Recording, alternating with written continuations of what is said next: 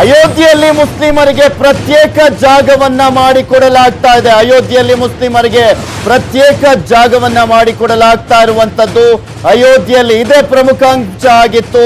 ಅಯೋಧ್ಯೆಯಲ್ಲಿ ಈಗ ಮುಸ್ಲಿಮರಿಗೆ ಪ್ರತ್ಯೇಕ ಜಾಗವನ್ನ ಮಾಡಲಾಗ್ತಾ ಇದೆ. ಅಯೋಧ್ಯೆ ಐತಿಹಾಸಿಕ ತೀರ್ಪನ್ನ ಗಮನಿಸ್ತಾ ಇದ್ದೀರಾ.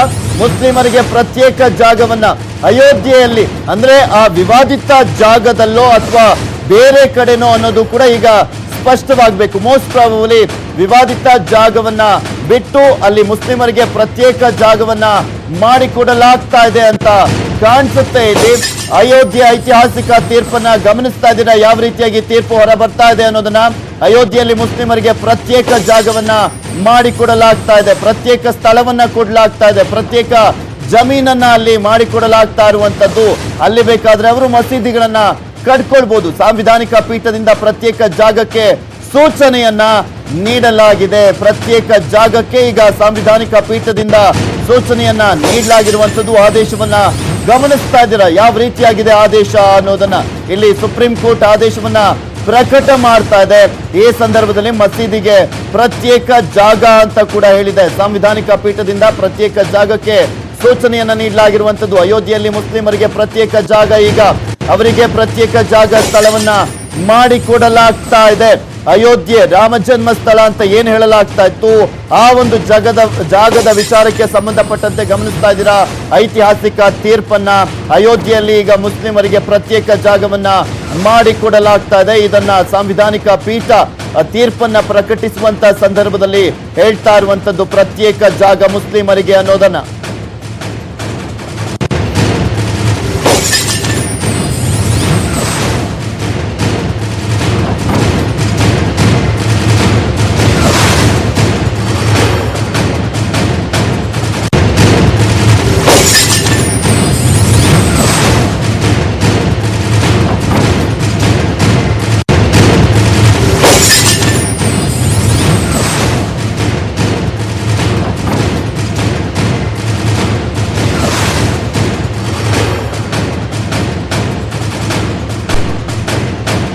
ಅಯೋಧ್ಯೆಯಲ್ಲಿ ಷರತ್ತುಬದ್ಧ ಜಾಗವನ್ನ ನೀಡಲಾಗ್ತಾ ಇದೆ. ಹಿಂದೂಗಳಿಗೆ ಅಯೋಧ್ಯೆಯಲ್ಲಿ ಷರತ್ತುಬದ್ಧ ಜಾಗವನ್ನ ನೀಡಲಾಗ್ತಾ ಇರುವಂತದ್ದು.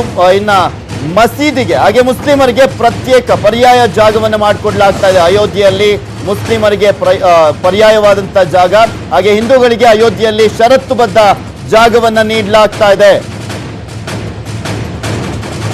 ವಿವಾದಿತ ಜಾಗ ಇಲ್ಲಿ ಪ್ರಮುಖವಾಗಿ ಯಾರಿಗೆ ಸೇರುತ್ತೆ, ಯಾರಿಗೆ ಕೊಡಲಾಗುತ್ತೆ, ಸುಪ್ರೀಂ ಕೋರ್ಟ್ ಏನು ನೀಡುತ್ತೆ ಅನ್ನೋದೇ ಸಾಕಷ್ಟು ಕುತೂಹಲಕ್ಕೆ ಎಡೆ ಮಾಡಿಕೊಟ್ಟಿತ್ತು. ಆ ಒಂದು ಜಾಗವನ್ನ ಹಿಂದೂಗಳಿಗೆ ನೀಡಲಾಗ್ತಾ ಇದೆ.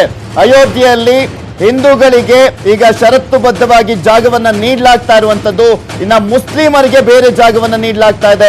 ಇಲ್ಲಿ ಗಮನಿಸ್ತಾ ಇದ್ದೀರಾ, ಮುಸ್ಲಿಮರಿಗೆ ಬೇರೆ ಜಾಗವನ್ನ, ಆಲ್ಟರ್ನೇಟಿವ್ ಜಾಗವನ್ನ, ಪರ್ಯಾಯ ಜಾಗವನ್ನ ನೀಡಲಾಗ್ತಾ ಇದೆ. ಹಿಂದೂಗಳಿಗೆ ವಿವಾದಿತ ಜಾಗ ಇತ್ತಲ್ಲ 2.77 ಎಕರೆ, ಆ ಒಂದು ಜಾಗದಲ್ಲೇ ನೀಡಲಾಗ್ತಾ ಇದೆ. ಅಯೋಧ್ಯೆಯಲ್ಲಿ ಮುಸ್ಲಿಮರಿಗೆ ಪರ್ಯಾಯ ಜಾಗವನ್ನ ನೀಡಲಾಗಿದೆ, ಹಿಂದೂಗಳಿಗೆ ಅಯೋಧ್ಯೆಯಲ್ಲಿ ಷರತ್ತುಬದ್ಧ ಜಾಗವನ್ನ ನೀಡಲಾಗ್ತಾ ಇದೆ.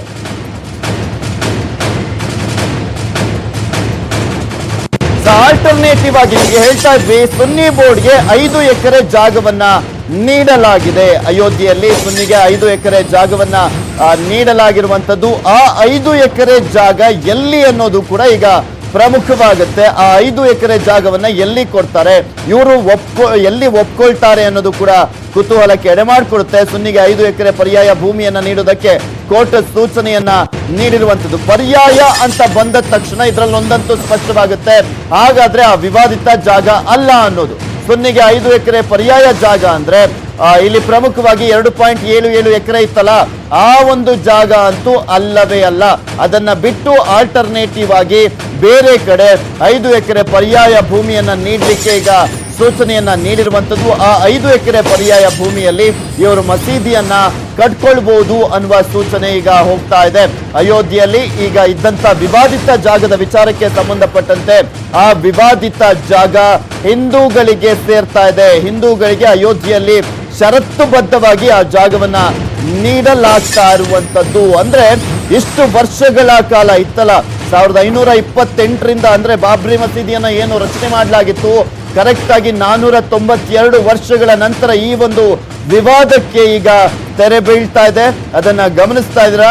ಐತಿಹಾಸಿಕ ತೀರ್ಪನ್ನ ಇಲ್ಲಿ ಸುಪ್ರೀಂ ಕೋರ್ಟ್ ನೀಡ್ತಾ ಇರುವಂತದ್ದು. ಇದು ಎಲ್ಲರೂ ಒಪ್ಪಲೇಬೇಕಾದಂತಹ ಒಂದು ತೀರ್ಪು. ಯಾರು ಇದಾಗಲ್ಲ ಅದಾಗಲ್ಲ ಅಂತ ಈಗ ವಿವಾದವನ್ನ ತೆಗಿಲಿಕ್ಕೆ ಆಗೋದಿಲ್ಲ. ಇದೇ ಫೈನಲ್ ಡಿಸಿಷನ್.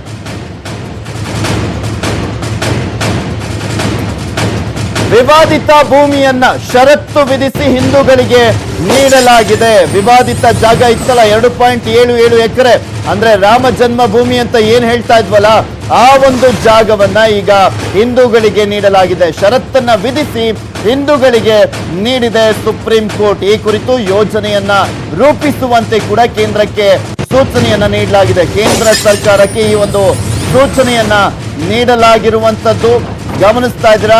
ಹಿಂದೂಗಳಿಗೆ ಈಗ ಅಯೋಧ್ಯೆ ವಿಚಾರಕ್ಕೆ ಸಂಬಂಧಪಟ್ಟಂತೆ ಏನಿತ್ತಲ್ಲ ಅದರ ಐತಿಹಾಸಿಕ ತೀರ್ಪು ಗಮನಿಸ್ತಾ ಇದ್ದೀರಾ.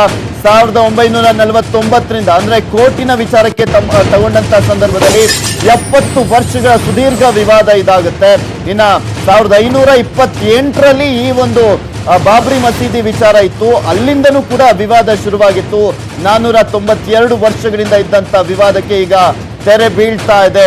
ಈ ಕುರಿತು ಯೋಜನೆಯನ್ನ ರೂಪಿಸುವಂತೆ ಕೇಂದ್ರಕ್ಕೆ ಸೂಚನೆಯನ್ನ ಕೂಡ ನೀಡಲಾಗಿದೆ. ವಿವಾದಿತ ಜಾಗವನ್ನ ಷರತ್ತುಬದ್ಧವಾಗಿ ಹಿಂದೂಗಳಿಗೆ ನೀಡಲಾಗ್ತಾ ಇದೆ. ಅದು ರಾಮ ಜನ್ಮ ಭೂಮಿ ಅಂತ ಒಪ್ಕೊಂಡಂತೆ ಸ್ಪಷ್ಟವಾಗಿ ಕಾಣಿಸ್ತಾ ಇದೆ. ಯಾಕೆಂದ್ರೆ ಈ ಹಿಂದೆ ಕೂಡ ಅಲಹಾಬಾದ್ ಕೋರ್ಟ್ ತೀರ್ಪನ್ನ ಕೊಟ್ಟಂತ ಸಂದರ್ಭದಲ್ಲಿ ನಮಾಜ್ ಅನ್ನ ಇಂತಹದ್ದೇ ಸ್ಥಳದಲ್ಲಿ ಮಾಡಬೇಕು ಅನ್ನುವ ಯಾವುದೇ ರೀತಿಯಾದಂತ ರೂಲ್ಸ್ ಇಲ್ಲ ಅನ್ನೋದನ್ನ ಕೂಡ ಸ್ಪಷ್ಟವಾಗಿ ತಿಳಿಸಿತ್ತು. ಅವ್ರು ಎಲ್ಲಿ ಬೇಕಾದ್ರೂ ನಮಾಜ್ ಅನ್ನ ಮಾಡ್ಕೊಳ್ಬಹುದು ಅನ್ನೋದು ಕೂಡ ಅಲ್ಲಿ ಅಭಿಪ್ರಾಯವನ್ನ ವ್ಯಕ್ತಪಡಿಸಿತ್ತು.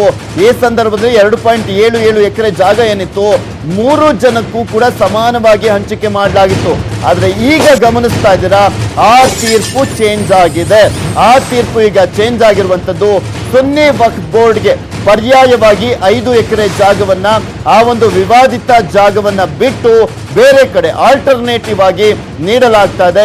ಇನ್ನ 2.77 ಆ ಒಂದು ಜಾಗ ಏನಿತ್ತು ವಿವಾದಿತ ಜಾಗ, ಆ ಒಂದು ವಿವಾದಿತ ಜಾಗವನ್ನ ಹಿಂದೂಗಳಿಗೆ ನೀಡಲಾಗ್ತಾ ಇದೆ. ಈ ಕುರಿತು ಟ್ರಸ್ಟ್ ರಚನೆಗೆ ಆದೇಶವನ್ನ ಕೂಡ ಹೊರಡಿಸಲಾಗಿದೆ. ಟ್ರಸ್ಟ್ ನಿರ್ವಹಣೆಗೆ ವಿವಾದಿತ ಸಭಾಂಗಣ ಜಾಗವನ್ನ ನೀಡಲಾಗ್ತಾ ಇದೆ. ಮಂದಿರ ನಿರ್ಮಾಣ ಟ್ರಸ್ಟ್ ಮೇಲ್ವಿಚಾರಣೆಗೆ ನೀಡಲಾಗ್ತಾ ಇರುವಂತದ್ದು.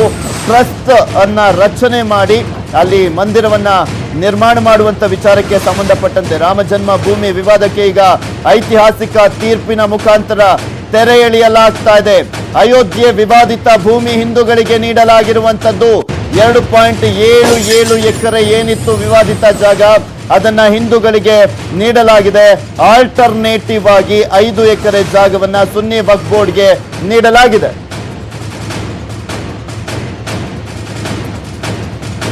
ಅದು ಅಯೋಧ್ಯೆಯಲ್ಲೇ ಅಂದ್ರೆ ಫೈಸಲಾಬಾದ್ ಇತ್ತು, ಅದು ಈಗ ಅಯೋಧ್ಯೆ ಆಗಿರುವಂತದ್ದು.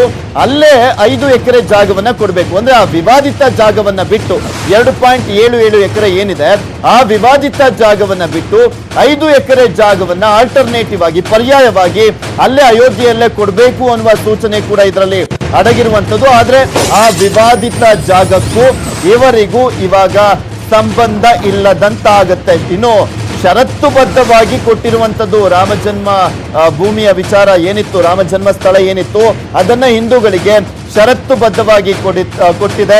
ಹಾಗೆ ಒಂದು ಟ್ರಸ್ಟ್ ಅನ್ನ ರಚನೆ ಮಾಡುವಂತೆ ಕೂಡ ಸೂಚನೆಯನ್ನ ನೀಡಿರುವಂತದ್ದು. ಯೋಜನೆಯನ್ನ ರೂಪಿಸುವಂತ ವಿಚಾರಕ್ಕೆ ಸಂಬಂಧಪಟ್ಟಂತೆ ಕೇಂದ್ರ ಸರ್ಕಾರಕ್ಕೂ ಕೂಡ ಇಲ್ಲಿ ಸೂಚನೆ ಹೋಗಿದೆ. ರಾಮ ಜನ್ಮ ಭೂಮಿ ವಿವಾದಕ್ಕೆ ಅಂತೂ ಇಂತೂ ಕೊನೆಗೂ ಐತಿಹಾಸಿಕ ತೀರ್ಪಿನ ಮುಖಾಂತರ ತೆರೆ ಎಳೆಯಲಾಗಿದೆ. ಅಯೋಧ್ಯೆಯಲ್ಲಿ ಐತಿಹಾಸಿಕ ತೀರ್ಪನ್ನ ನೀಡಲಾಗಿದೆ. ಟ್ರಸ್ಟ್ ಅನ್ನ ರಚನೆ ಮಾಡುವಂತೆ ಹೇಳಿರುವಂತದ್ದು. ಟ್ರಸ್ಟ್ ನಿರ್ವಹಣೆಗೆ